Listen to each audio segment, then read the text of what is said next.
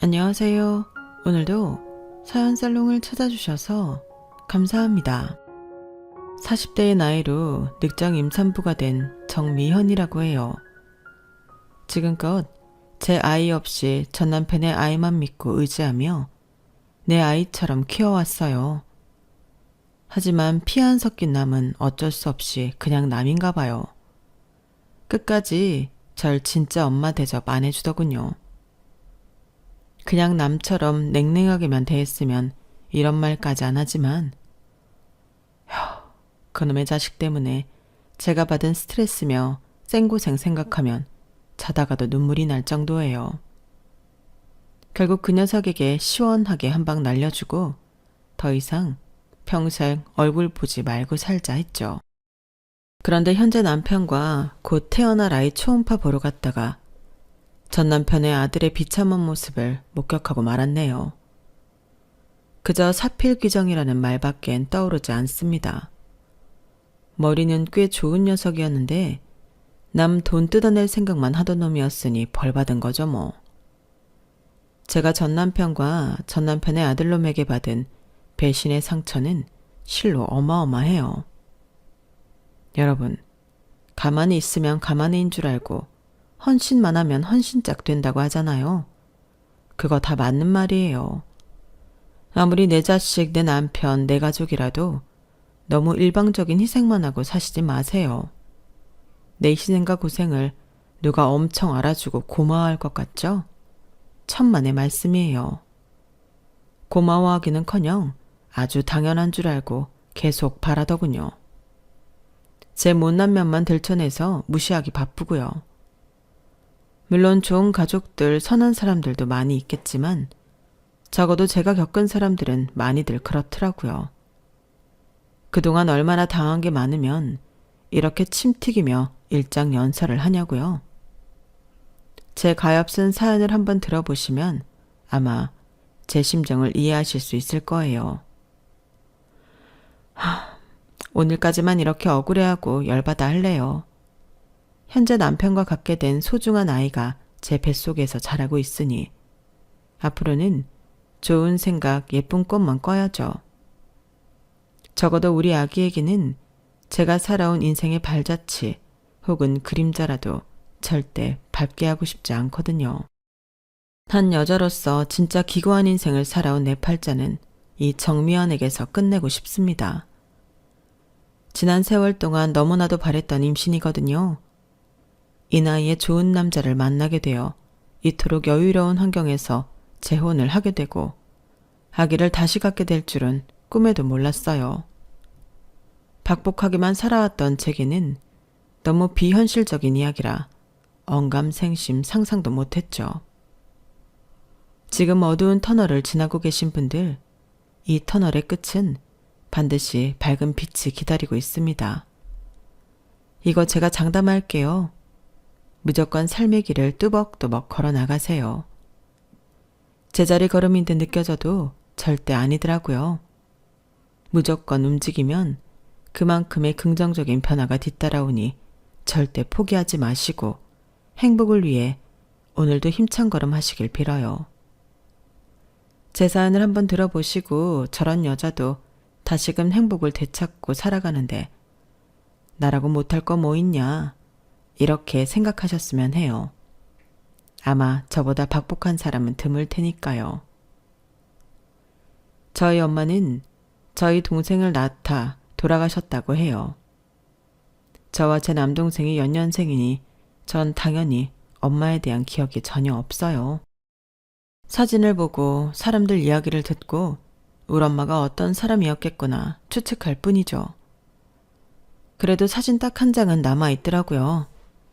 너무 가난해서 결혼식은 못 올리고 한복 빌려 입고 아빠와 결혼기념으로 찍었다던 그 사진. 다행히 빡세게 꾸미고 가장 예쁜 모습으로 찍은 듯 하더라고요. 본인이 몇 년 후에 생때 같은 젊음을 뒤로하고 죽을 걸 상상이나 했을까 싶은 마음에 그 사진만 보면 참 짠합니다.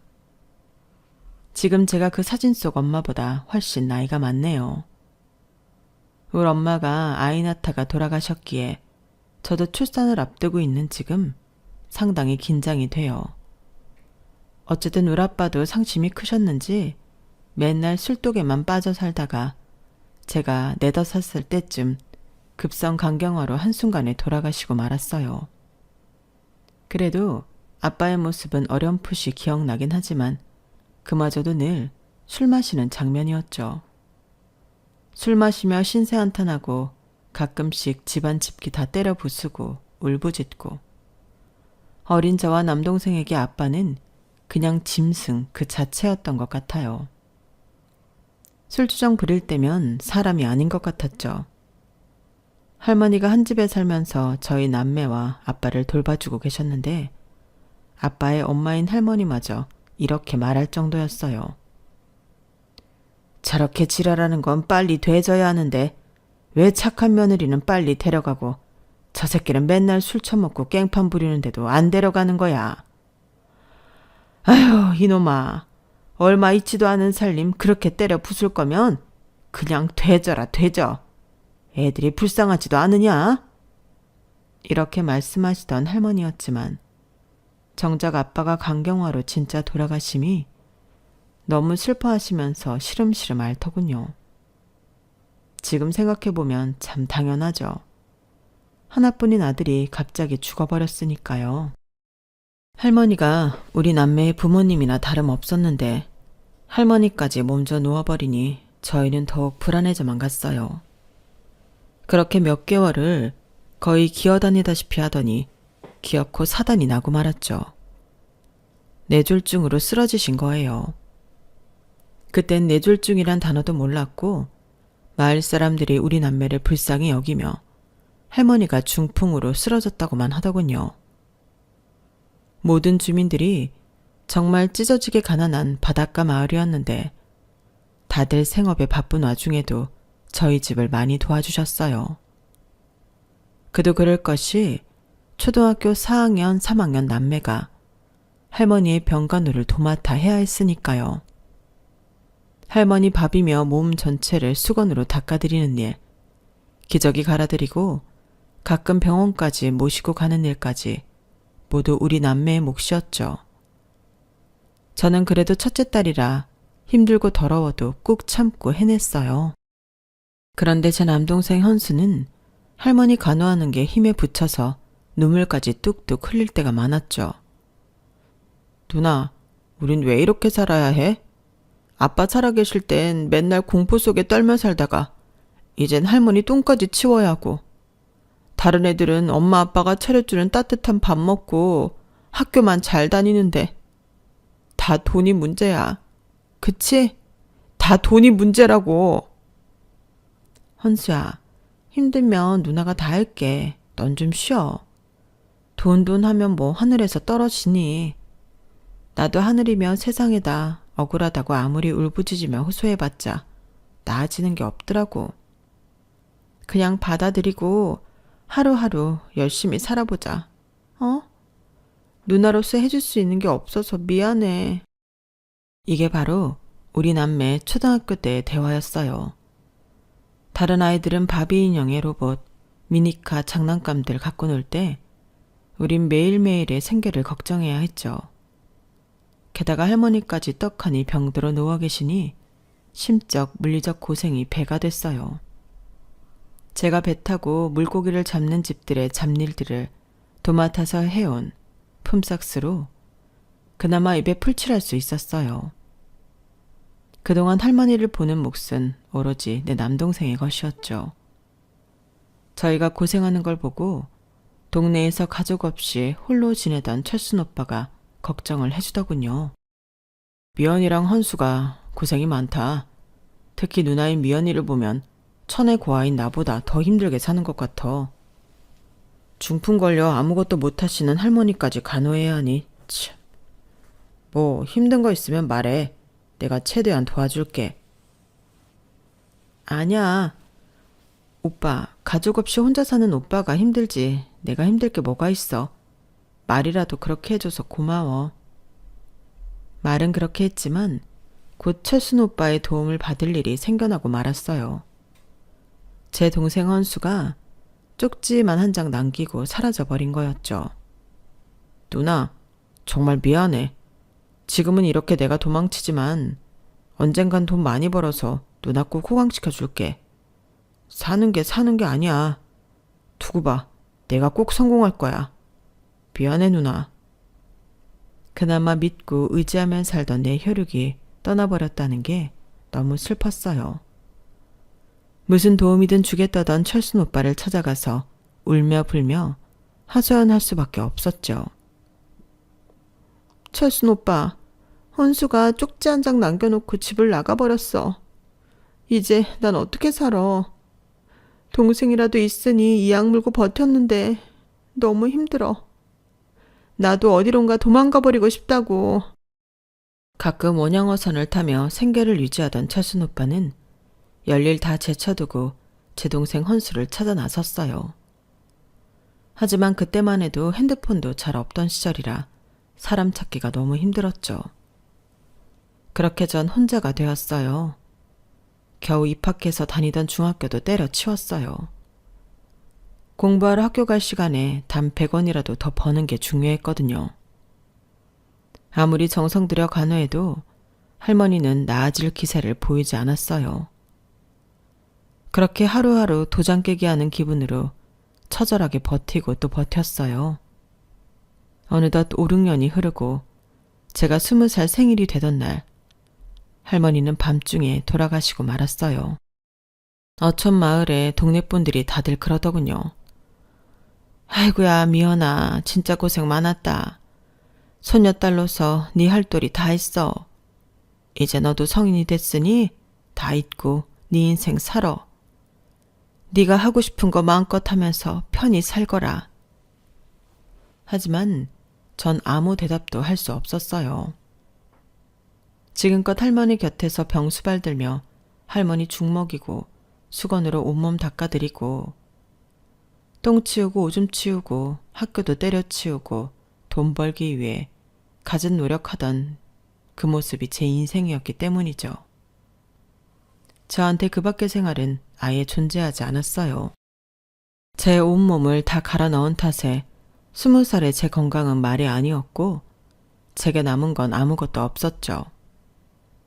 다 쓰러져가는 집이 있긴 했으나 부동산에 내놔도 아무도 거들떠보지 않았어요. 더 이상 할머니 간병을 안 해도 되니 내가 해야 할 일은 줄었지만 오히려 가슴 한가운데가 뻥 뚫린 것 같았어요. 조상 대대로 살아오던 그 어촌 마을이 괜히 꼴도 보기 싫어졌어요. 모든 걸 다 바꿔버리고만 싶었죠. 그땐 내가 미쳤나 싶었지만 지금 생각해보면 번아웃 증상이었던 것 같아요. 다 쓰러져가는 빈집을 어촌 마을에 버려두고 전 그동안 야금야금 모아놨던 돈이 든 통장을 신주단지 모시듯 품에 안고 서울로 떠났어요. 단 한 번 가보지 못한 서울에 대한 동경이 있었거든요. 서울로 가면 뭔가 성공해서 떵떵거리며 살 수 있을 것만 같았어요. 큰 돈 벌어온다던 제 동생 헌수도 만날 수 있을 것만 같았죠. 한 번도 가본 적 없는 미지의 세상이니 서울이 무슨 우리 어촌 마을 정도의 크기인 줄 알았어요. 그런데 직접 서울에 와서 목격하니 마치 무법천지같이 느껴지더군요. 자동차와 오토바이는 또 왜 그리 쌩쌩 달리던지 굉음이 무서울 정도였죠. 맨 처음 한 일이 핸드폰 개통이었어요. 그때 당시 스마트폰은 아니었지만 핸드폰을 처음 만져보니 신기해 죽겠더라고요. 고시원의 털을 잡고는 철순 오빠에게 전화했어요.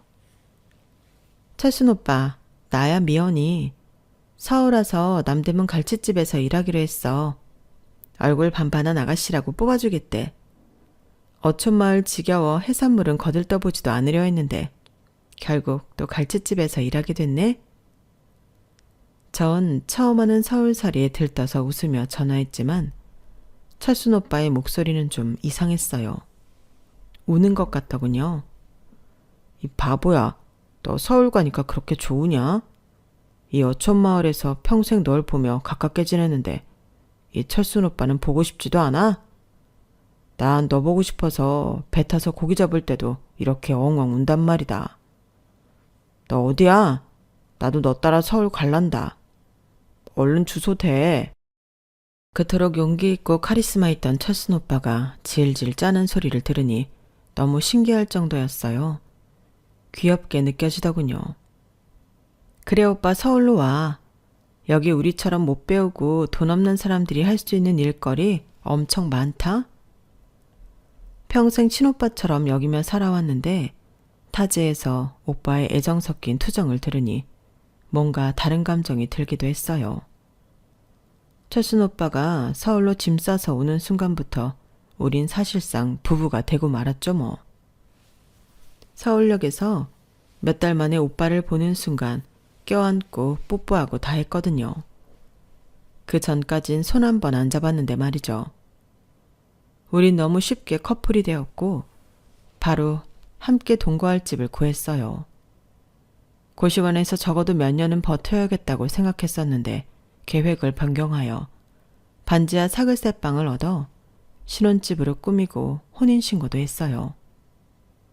저희처럼 마파람에 개눈 감추듯 결혼한 사람은 별로 없을 거예요. 눈 떠보니 달콤한 신혼생활을 즐기고 있었죠. 세상에 다른 가족도 없이 우리 둘뿐이니 우리 부부는 둘 다 아이를 많이 낳아 다복한 가정을 꾸리고 싶어 했어요. 그런데 생각만큼 임신이 잘 안 되더라고요. 남편은 남대문에서 원단을 떼다 트럭으로 배달하는 일을 했어요. 10대 때부터 먹고 살기 위해 배에 타던 그였지만 서울에 와서는 다른 일을 해보고자 열심히 노력했죠. 대한민국 사람이라면 다 그렇듯이 번듯한 집 한 채 사는 게 우리 부부의 꿈이었어요. 아직 아기도 없겠다. 우리 둘이 열심히 하면 티끌 모아 태산을 만들 수 있다고 생각했어요. 적어도 그땐 지금처럼 집값이 비싸지 않을 때였거든요. 요즘 서울 아파트값 보면 한숨이 절로 나요. 한 20년 전이었던 그때 영끌에 영끌을 해서 괜찮은 아파트 하나 사놨다면 지금쯤 팍 올라있을 텐데 말이죠. 저랑 같은 생각하시는 분들 많을 거예요. 어쨌든 그때 당시 둘 다 눈코 뜰 새 없이 바쁘게 일했기에 몸은 고단했지만 집에 오면 서로 기댈 수 있는 가족이 있어서 너무 좋았어요. 한동안 중풍으로 쓰러져 의사소통도 잘 되지 않던 할머니와 단둘이 있을 땐 솔직히 미래가 그려지지도 않았거든요. 남편과 함께 있으니 마치 내가 탄탄대로를 걷는 것만 같았죠. 몇 년이 지나서야 뱃속에 아기가 들어섰어요. 극초기에 피가 계속 비쳐서 남편과 저 모두 안절부절 못했죠. 안 되겠다 미연아.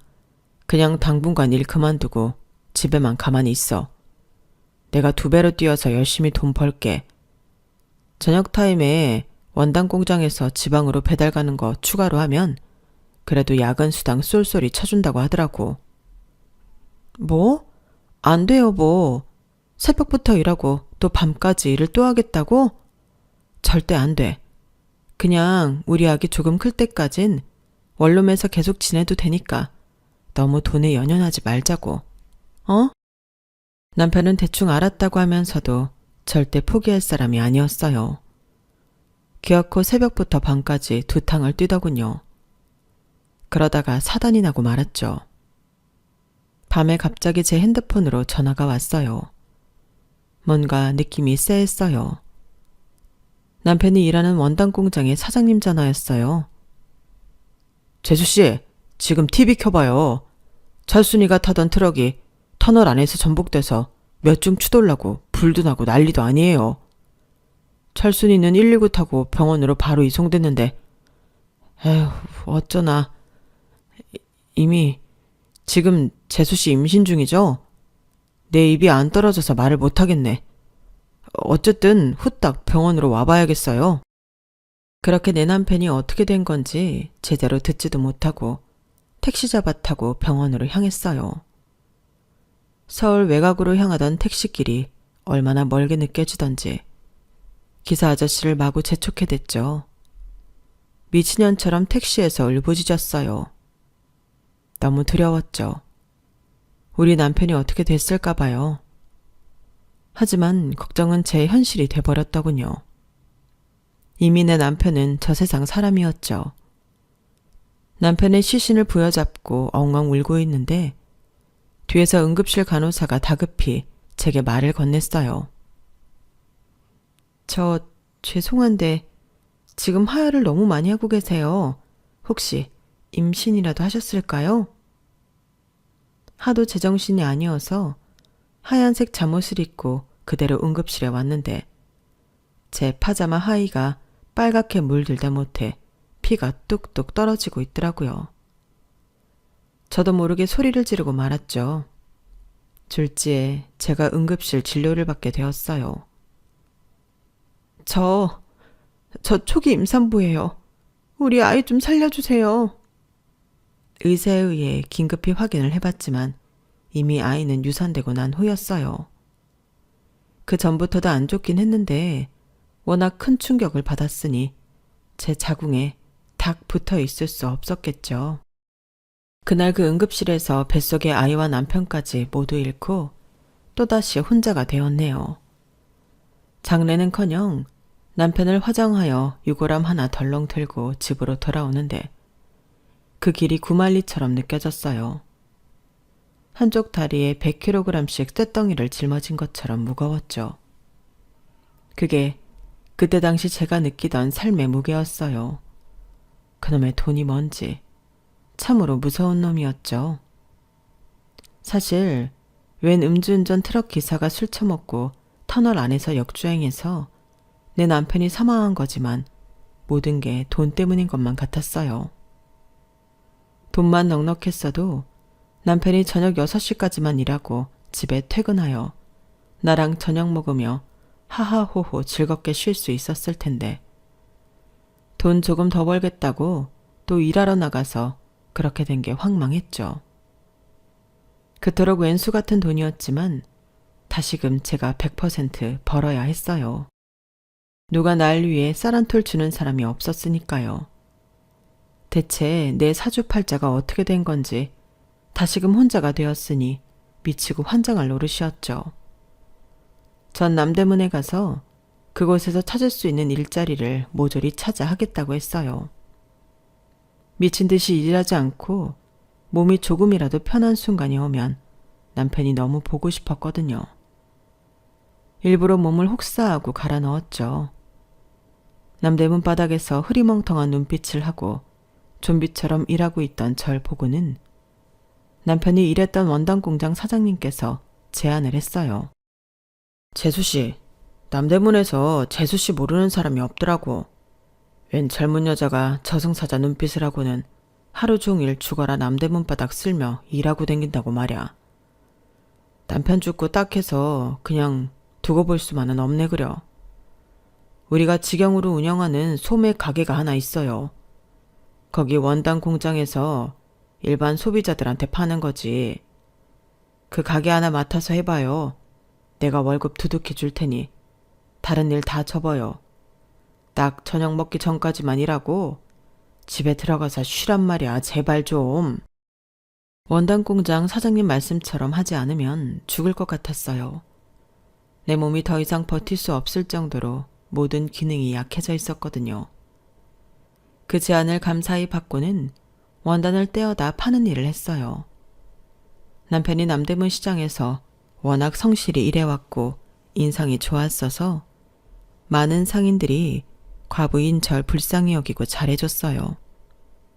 그중 한 약국의 약사님도 포함되어 있었죠. 원단 가게 사장님, 아직 퇴근 안 하셨네요.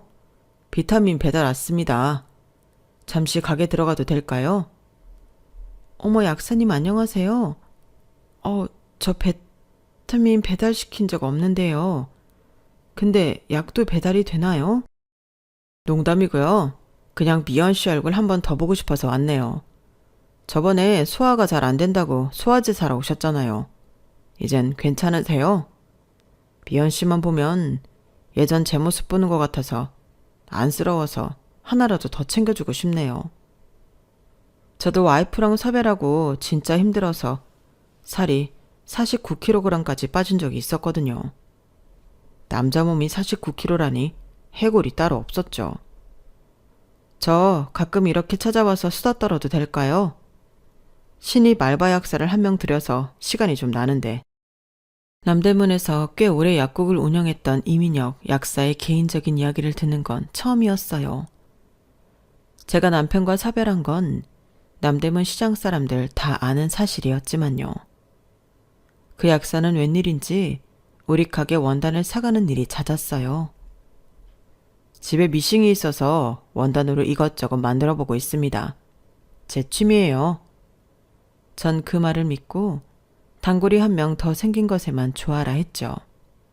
나중에 알고 보니 그게 다 절 꼬시기 위한 작전이었더군요.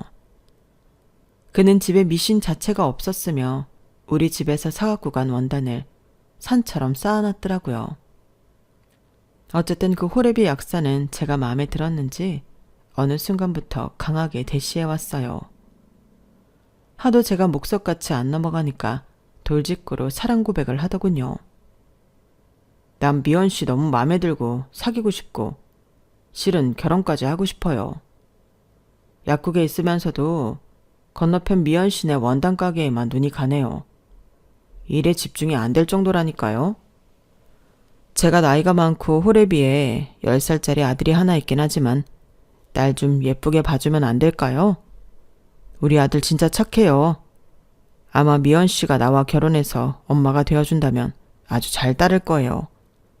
그 녀석 천사가 따로 없다니까요. 남편이 이미 몇 년 전에 죽었음에도 불구하고 다른 남자를 만난다는 것이 왜 이리 죄책감이 들던지 마치 바람이라도 피우는 기분이 들더군요. 아마 20대라 더 그랬던 것 같아요. 그래도 키 크고 하얀 약사 가운을 입은 멋진 남자가 날 좋다고 하니 나도 싫지만은 않았어요. 하도 아들 얘기를 많이 해서 마치 몇 번 만나본 것 같은 느낌이 들 정도였어요. 하지만 실제로 아들과 만나게 해주진 않더라고요. 우리가 재혼을 하게 되면 어차피 함께 살아야 하니 그때 가서 잘 돌봐주면 될 것 같다면서 말이죠. 아직 사춘기도 오지 않은 10살짜리 남자아이니 크게 부담 갖진 않았어요. 남친이 된 약사와 저는 1년 정도 만난 뒤 재혼식을 올리게 되었어요. 우리끼리 아주 조촐하게 말이죠. 그리고는 남편의 아들인 성준이가 있었기에 신혼여행도 못 가고 바로 살림을 합쳤어요. 그때 처음 성준이를 만나게 되었죠. 그 아이의 적대적인 눈빛을 아직도 잊을 수가 없네요. 아줌마, 우리 아빠가 약사니까 결혼한 거지? 아줌마는 대학이나 나왔어? 뭐 시장에서 장사한다며. 공부도 못했겠구만. 참, 우리 아빠는 내 거야. 나한테서 뺏어가려고 덤비지 말라고. 내가 다 물리쳐버릴 거야. 지금까지 여자 아줌마들 물리친 것처럼 말이야. 뭐? 아줌마들이라고? 순간 재혼한 남편이 카사노바처럼 느껴지더라고요. 자기야, 여러 여자들을 집에 데려왔던 거야 그동안? 그랬더니 남편이 화들짝 놀라며 빠르게 수습했어요. 아유 이 녀석이 머리가 점점 커지면서 거짓말이 늘었네. 당신도 참 10살짜리의 말을 어떻게 다 믿어. 내가 무슨 여자가 있었겠어. 나 같은 나이 많은 호래비가 말야. 실제로 남편과 저는 나이 차이가 아주 많이 나는 편이었어요. 거의 20년 차이가 났죠. 남편은 그때 당시 치고 좀 늦은 나이에 아들을 낳았기에 그 아들에 대한 사랑이 엄청났어요. 재혼하기 전에는 세상에 저뿐인 것 마냥 잘해줬지만 재혼 후에는 당연히 본인 아들만 챙기더군요. 그래서 더더욱 남편의 아이를 빨리 갖고 싶었어요. 저도 제 편을 만들고 싶었나 봐요. 남편과의 사이에서 아이를 낳으면 남편이 저한테도 신경을 좀 써줄 거라는 헛된 망상이 있었죠. 그런데 정말 임신이 어렵더라고요. 몇 년간 정신적 스트레스가 엄청났죠. 지방에 용하다는 한의원에 텐트 치고 기다렸다가 약을 지어 먹기도 했어요. 아휴, 오죽하면 꽤 큰 돈을 써서 굿까지 한 판 버렸다니까요. 그만큼 임신에 대한 열망이 컸어요. 자연 임신이 그렇게 잘 안 되자 시험관이나 인공수정도 고려해서 남편과 상의했지만 남편은 그렇게까지 하고 싶지는 않다고 하더군요. 그리고는 불임에 대해 맨날 제 탓만 해댔어요. 아니, 여자가 대체 몸간수를 어떻게 했길래 젊은 나이에 이렇게도 임신이 안 되는 거야. 그건 자기 자궁밭이 안 좋은 거야. 우리 성준이 봐봐. 얼마나 건강하고 잘생기게 태어났어. 내 씨앗 품종이 좋다는 건 이미 증명됐잖아. 아기가 안 생기는 건 다 당신 탓이라고. 그래놓고 괜히 난임병원 같은 데 가서 헛짓거리할 생각하지 말어. 뭐? 헛짓거리? 내가 당신과의 사이에서 아이를 갖고 싶다는데 헛짓거리야? 내가 어디 가서 바람이라도 펴서 아이 가져온대? 진짜 어이가 없네. 요즘 인공수정이며 시험관이며 많이들 하는데 왜 당신은 협조 안 하는 거야? 연애할 땐 내 얼굴만 쳐다보더니 이젠 말할 때조차 내 눈을 안 보네. 이미 잡은 물고기 밥 안 준다 이거야? 당신이나 헛짓거리 하지 말고 살아. 왜 멀쩡하던 약국 때려치고 사업하겠다고 이 난리야? 맞아요. 제가 더 열받았던 부분이 바로 그거였어요. 남편은 남대문에서 나름 영업 잘 되던 약국을 하루아침에 때려치고 갑자기 제약회사를 차리겠다고 하더군요. 아기 갖는데도 협조 안 해줘. 자기 사업한다며 돈은 돈대로 다 쓸어가. 남편의 아들인 성준이는 새엄마인 제게 여전히 아줌마라고 부르며 무시하기 일쑤야. 정말 내 맘대로 되는 건 아무것도 없더군요. 전 남편과 짧았던 신혼생활 동안 너무 큰 사랑을 받고 따뜻하고 다정하게 지냈기에 전 결혼하면 다 그렇게 사는 줄 알았어요. 남자는 다 그렇게 다정한 게 아니라는 걸 그때 깨달았죠. 전 아직 30대의 나이밖에 안 됐는데도 우울증 약을 달고 살았고 사는 게 아니었어요. 그러다가 제 생활이 크게 달라지는 시점이 왔어요. 그게 긍정적인 변화였으면 얼마나 좋았을까요? 하지만 반대로 완전히 나락으로 빠지는 시점이었죠. 남편이 야심차게 벌여놓았던 제약 사업이 크게 망해버렸어요. 집안엔 빨간 딱지가 덕지덕지 붙어버렸고 모든 게 다 빚으로 남게 되었어요. 그동안 진짜 죽을 힘을 다해 모아놓았던 돈이 한순간에 날아가 버렸죠. 남편 돈은 물론이고 제 돈까지 싹 다 말이죠. 저와 남편 성준이 우리 세 식구는 1.5룸의 지하 월세방으로 쫓겨났어요. 불행이 올 때는 한꺼번에 쏟아지나 봐요. 설상가상으로 남편이 이 모든 것에 충격을 받고 쓰러지고 말았어요. 수개월의 병원 치료 후 퇴원을 하였고 반신불수가 되어 집안에 누워있을 수밖에 없는 신세가 되었죠. 제가 어촌마을에서 중풍 걸린 할머니 병수발 들 때가 오버랩 되더군요. 어떻게 이렇게 똑같은 일이 또다시 일어나는지 하늘이 무심했죠. 그 난리통의 수험생이었던 성준이는 지랄 맞은 성질을 제게 부려댔어요. 남편 똥기저귀 갈아주는 것보다 성준이의 감정 쓰레기통 역할을 하는 게 더욱 힘들었어요. 아줌마, 다 아줌마 때문에 이렇게 된 거야. 재수없는 아줌마가 우리 집에 들어와서 아빠 잡아먹은 거라고. 나 서울대 못 가면 아줌마가 책임질 거야? 한참 공부해야 할 시기에 이게 다 뭐야? 잘 살던 우리 집이 왜 이렇게 된 거냐고? 다 아줌마 탓이니까 아줌마가 책임져. 전 너무 열받아서 단단히 교육시켜야겠다 다짐했죠. 야 성준아, 입은 삐뚤어졌어도 말은 바로 해라. 무슨 막장 드라마에서 들은 대사를 나한테 쏘아붙이는 거냐? 내가 무슨 니네 아빠를 잡아먹어. 내 인생을 니네 아빠가 이렇게 만든 거지. 지금까지 너랑 니네 아빠 뒷바라지하느라 원단 가게에서 손이 다 부르트도록 일했는데 내 돈까지 다 뺏겼다. 이 상황에서 네가 더 억울하겠니? 내가 더 억울하겠니? 서울대를 가든 지잡대를 가든 네 탓이지. 새엄마한테 말버릇이 그게 뭐냐? 얼른 가서 공부나 해. 아님 네 아빠 똥개저기 네가 갈아주든가. 제 아빠가 자기를 그리도 애지중지 키워줬건만 자식 새끼 다 소용없다고 병거나 한번 제대로 하는 꼴을 못 봤네요. 머리는 좋았는지 서울대는 아니지만 나름 명문대 경영학과에 들어갔고 등록금까지 다 대줬어요. 뼈 빠지게 일해가면서 말이죠. 저도 참 바보 같죠? 그런데 그놈의 미운정이 뭔지, 그놈 키울 때 지지고 볶으며 정이 들었는지 그래도 최대한 뒷바라지 해주고 싶은 마음이 들더군요. 남편이 반신불수가 되어 누워서도 늘 아들 걱정을 했거든요. 아주 노래를 불렀죠. 우리 착한 아들 성준이 끝까지 꼭 밀어줘. 염치 없지만 내가 간절히 부탁할게. 여느 때와 다름없는 멘트여서 별로 귀 기울여 듣지도 않았어요.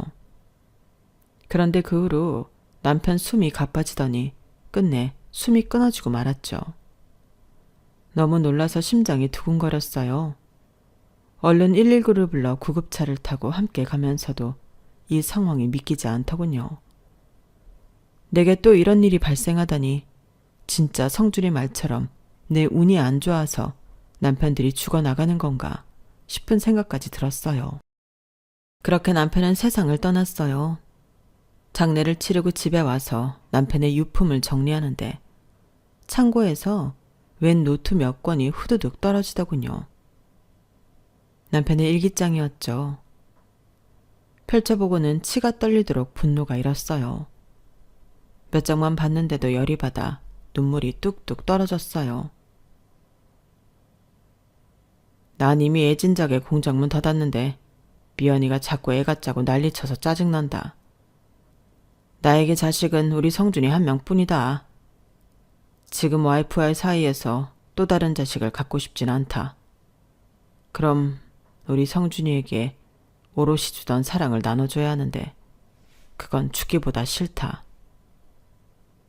전 혼자 방구석에서 마구 소리쳤어요. 그래, 넌 죽어도 싸다 이 미친 인간아. 그동안 나보고 애 못 낳는 여자라고 구박한 건 뭐냐?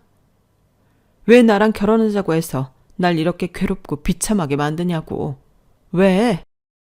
전 더 이상 성준이도 보고 싶지 않았어요. 그놈에게도 더 이상 연락하지 말라고 통보했죠.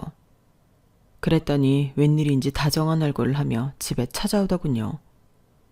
평생 처음 보는 성준이 얼굴이었죠. 엄마, 이제 엄마라고 부를게요. 실은 저 로스쿨 들어가려고요.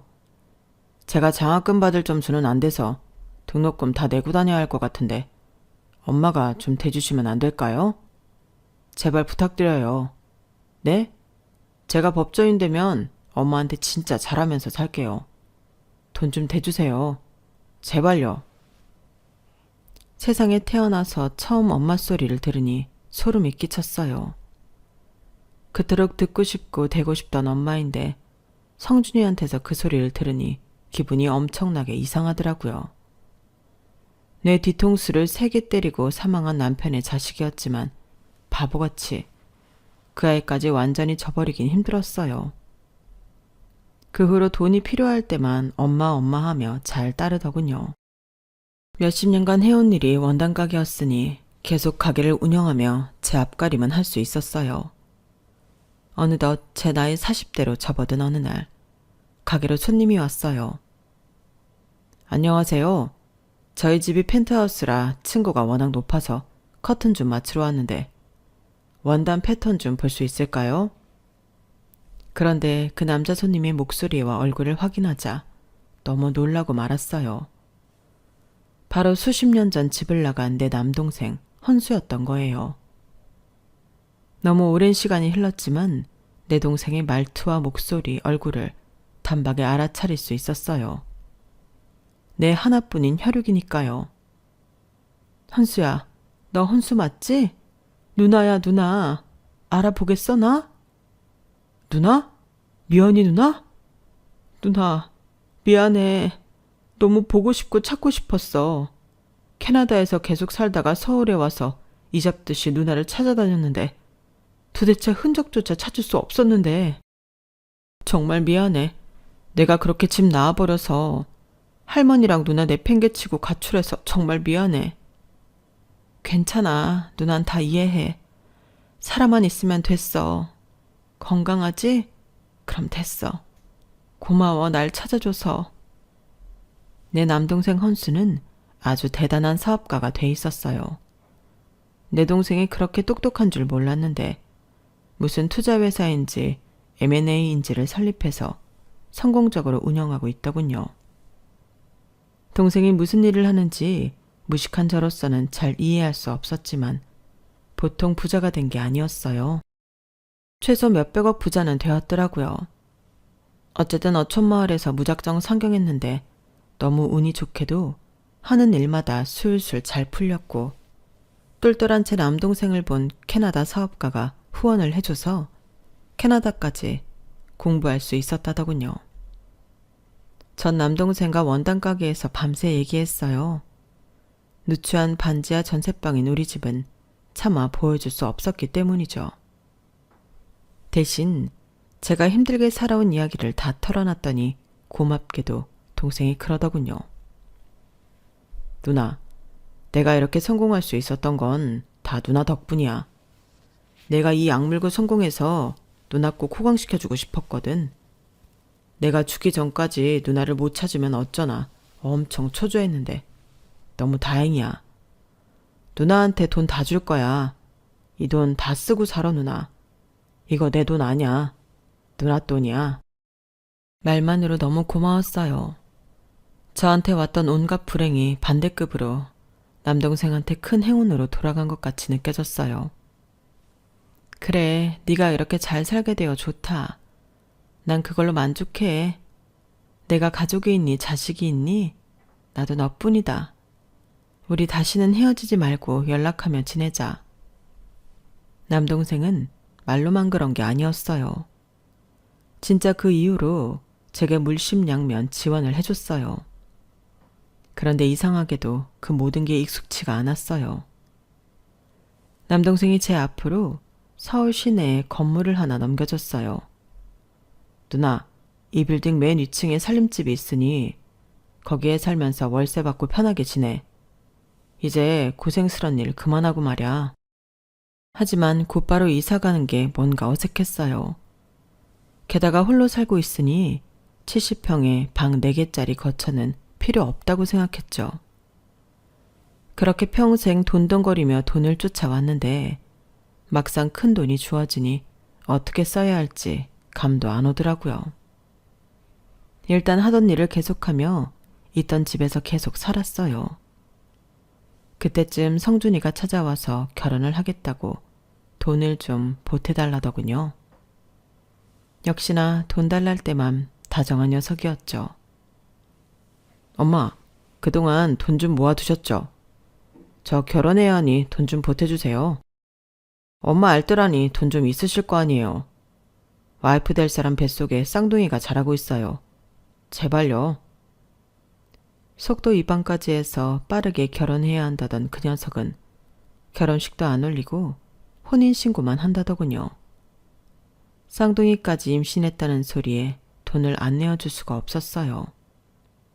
게다가 제 남동생의 도움으로 저의 경제 상황이 180도 달라졌으니 성준이에게 꽤 큰 돈을 쥐어줬죠. 며느리 얼굴 한번 보여달래도 잘 안 보여주다가 애 낳고 돌잔치 때 처음으로 볼 수 있었어요. 돌잔치에 제 남동생도 불렀어요. 부자답게 아주 큰 금액으로 축의를 준비했다고 하더라고요. 그런데 남동생이 제 며느리를 보더니 화들짝 놀랐어요. 그리고는 뒤에서 살짝 제게 기뜸해줬어요. 누나, 저 여자애가 누나의 며느리란 말이야? 아, 이런 큰일 난데. 캐나다 교포 사이가 좁아서 한 달이 건너면 다 아는 사이인데 저 여자, 이 남자 저 남자 후리고 다니던 여자애였어. 저 여자네 가족들도 순 사기꾼이라고. 얼마 전에 한국으로 다 들어갔다는 소문이 있던데 아마 여기서도 가만히 있지 못하고 분명 사기치고 돌아다닐 거야. 개벌은 남 못 주지. 암. 누나한테도 해를 끼칠지 모르니 내가 뒷조사를 좀 해볼게. 일단 아무 말 말고 있어봐. 몇 주 후 남동생으로부터 며느리와 그쪽 집안에 대한 충격적인 사실들을 듣게 되었어요. 이 일을 성준이도 알고도 있는지 몰라서 집으로 불렀어요. 그 아이는 역시나 이번에 또 돈 얘기를 먼저 꺼내더군요. 본인이 장인장모와 함께 사업을 진행 중이라면서 자기 주변 법조인들까지 싹 다 모집했다더라고요. 결국 내 돈까지 사업에 투자시킬 목적으로 온 거였어요. 내 앞에서 일장연설을 하더니 성준이는 잠깐 마당으로 나가 담배를 피며 며느리와 통화를 했어요. 대체 무슨 소리를 하나 몰래 엿들었죠. 우리 엄마 무식해서 사업 얘기 하나도 못 알아먹어. 뭐? 여행 같이 가자고 해서 투자하라고 꼬시라고? 에이, 엄마는 촌스러우니까 여행 데리고 가지 말자. 아무리 비싼 리조트 가도 폼이 안 나는 여자야. 돈 좀 뽑아먹으려고 왔더니만 미동조차 없네. 가방 짧은 사람들이 다 그렇지 뭐. 전 그 말을 듣는 순간 피가 거꾸로 솟았어요. 남들이 듣기에는 별거 아닐 수 있지만 내 친아들도 아닌 그 아이를 위해서 지난 20년간 쎄 빠지게 일해온 젊은 날이 주마등처럼 스쳐 지나갔기 때문이에요. 억울하고 또 억울했죠. 분노하면서 그 새끼한테 네가 알고 있는 걸 다 까발렸어요. 야, 이 새끼야, 정신 차려 이놈아. 변호사면 똑똑한 줄 알았더니 너 순 바보구나. 캐나다에서 성공한 사업가인 내 남동생이 그러더라. 니네 처가 개판이라고. 사기꾼들이라고 말이야. 네 와이프도 한인들 사이에서 별명이 걸레짝이라더라. 뒤를 캐봤더니 쌍둥이 애들도 아마 네 애가 아닐 가능성이 있다지? 지금까지도 내 언념이 따로 있다면서 말이야. 나처럼 남의 아이 키워서 뒤통수 맞지 않으려면 DNA 검사라도 해보려무나. 참, 사업? 니까짓 게 사업을 벌인다고? 그것도 다 사기라던데? 어쩌냐? 니네 법조인 동료들한테서 이미 돈 다 투자 받았다며. 네가 법조계에 더 이상 발붙이고 살 순 없어 보인다. 넌 니네 처갓집으로부터 이용당한 거야. 활용할 가치가 없으면 팽당할 거고 말이야. 성준이는 전화기를 떨어뜨릴 만큼 놀라며 황당해 하더군요. 엄마, 아니 아줌마, 당신이 뭔데 내 처가랑 와이프에 대해 그렇게 짓거려? 학교도 제대로 못 나온 당신이 뭘 안다고. 나 똑똑한 변호사야. 그리고 아줌마 남동생이 캐나다에서 뭐? 사업? 참, 뭐 캐나다에서도 원단이나 떼다 팔았나 보지? 뭐? 이 멍청한 놈아. 널 구해주려 말해준 거야. 저 서초동에 로펌들 더덕더덕 빌붙어 있는 빌딩 아냐? 그거 내 건물이다. 요즘 월세 못 내서 쩔쩔매는 법조인들도 많더라. 너 꼭 그 꼴 나길 바란다. 앞으로 살면서 네 얼굴 보고 싶지 않으니 썩 꺼지거라. 전 남편 아들과 연을 끊어버리니 속이 다 시원했어요. 그 후로 세상 사람들에게 무시당하는 가난이 구질구질하게 느껴져 남동생 말대로 강남 빌딩 맨 2층으로 이사해 살았어요. 빌딩에서 나오는 월세 받으며 아무 일 안 하고 취미 생활이나 하면서 행복하게 살았어요.